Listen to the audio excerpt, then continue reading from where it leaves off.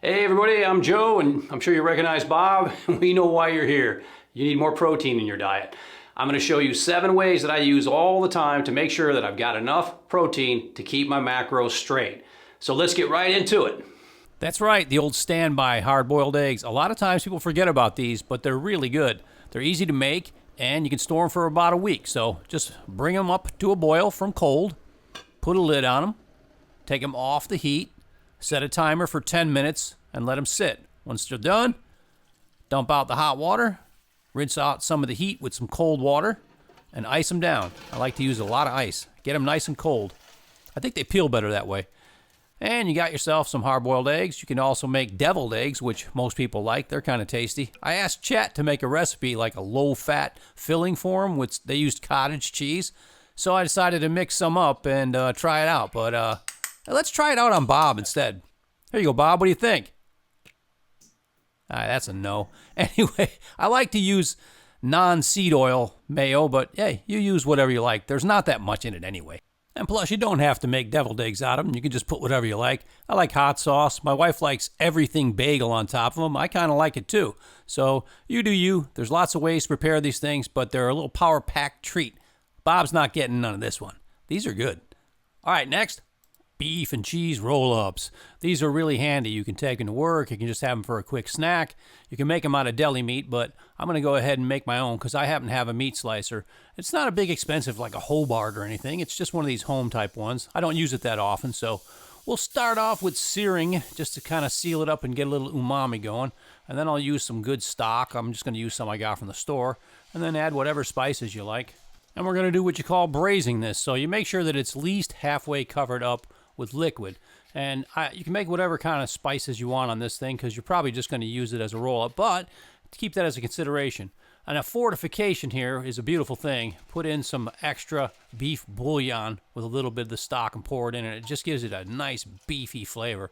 So now you just cover it up, and you make sure you simmer it on really, really low. I mean, you think you got it low enough, but it ain't low enough yet. You just want it to go bloop, bloop, as Chef Jean-Pierre says.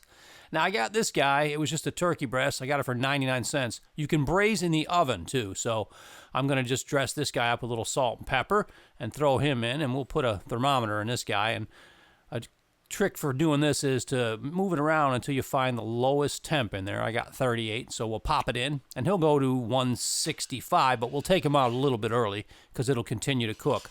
And the beef roast will go to 135, so we'll pull that out, and there it is. So our beef roast is now ready. So we're going to take that guy out so he doesn't overcook, and it should be a nice medium. Alrighty, then we're going to move on to the meat slicer. Now, if you don't have one of these, don't worry. Just get you some deli meat. You can get it on sale or whatever.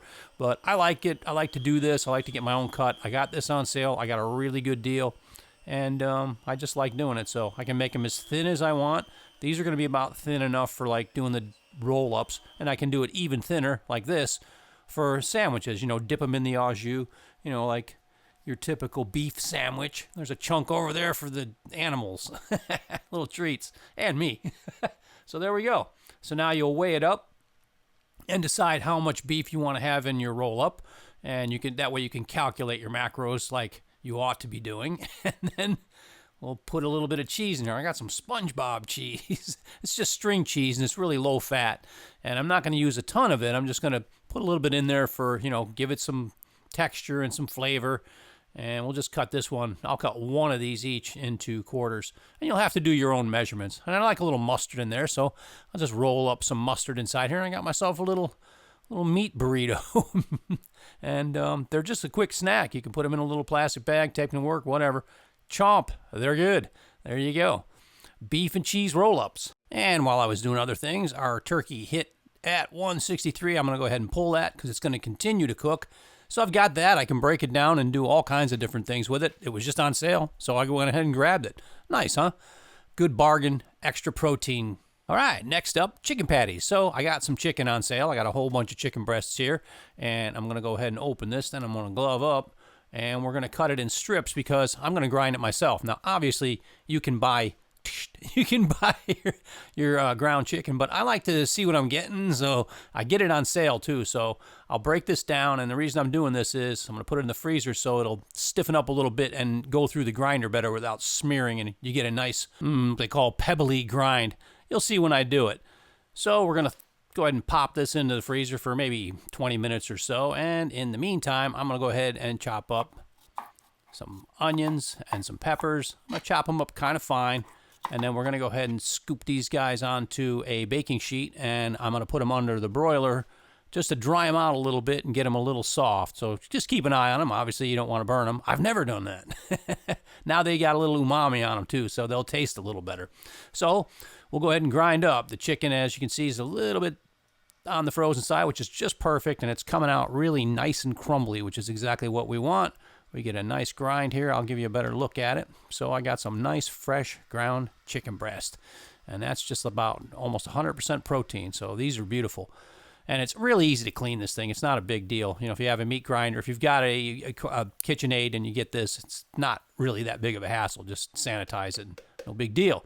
So now we're going to go ahead and pop in those vegetables, a couple eggs. I'm not going to use any other binder. These stick together really good.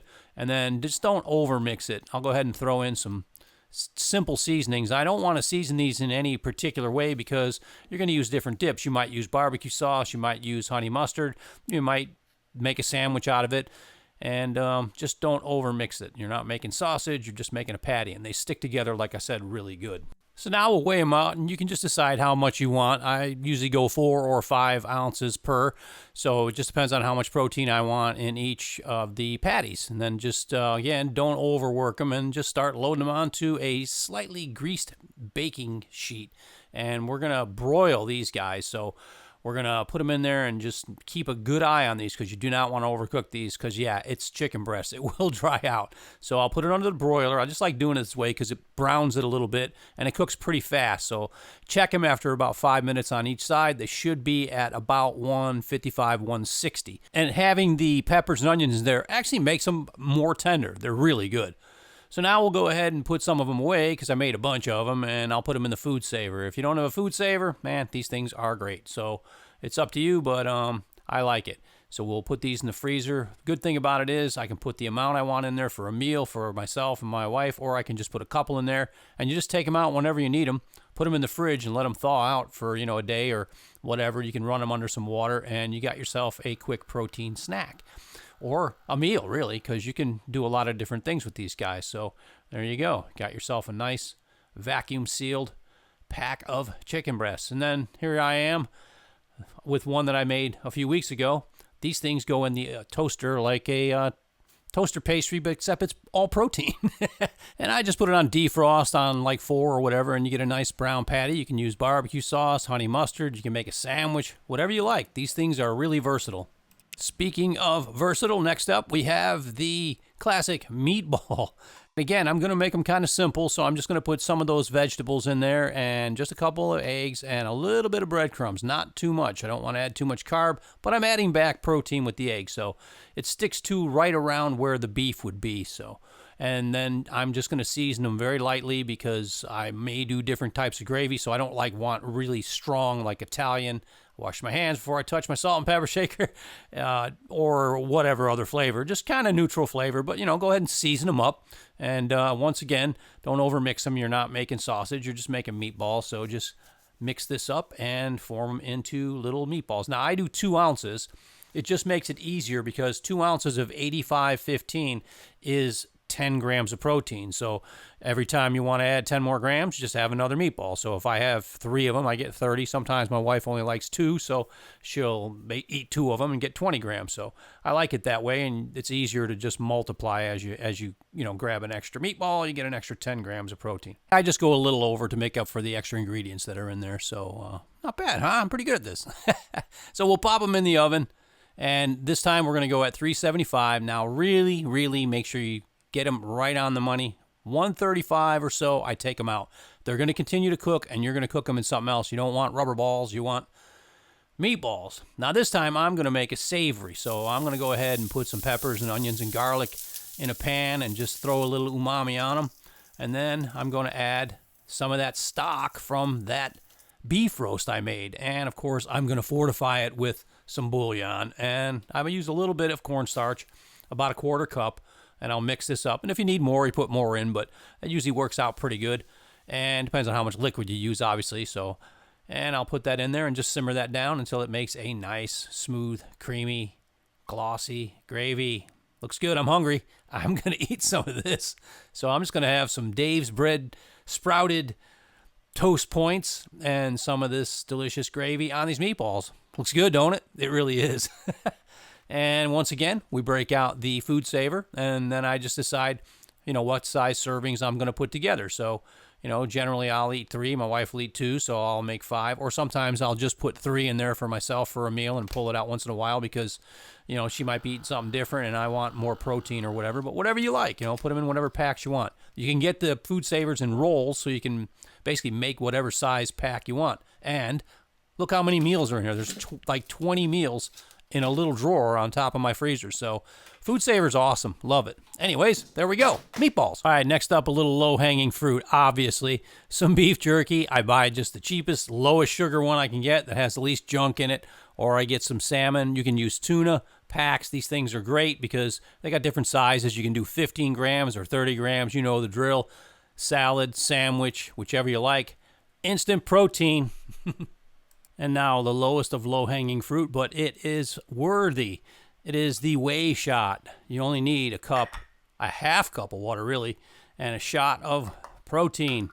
And this has less than it. They all do, so they automatically emulsify. So believe it or not, you just take one of these little whiskers and it will absolutely whisk it up.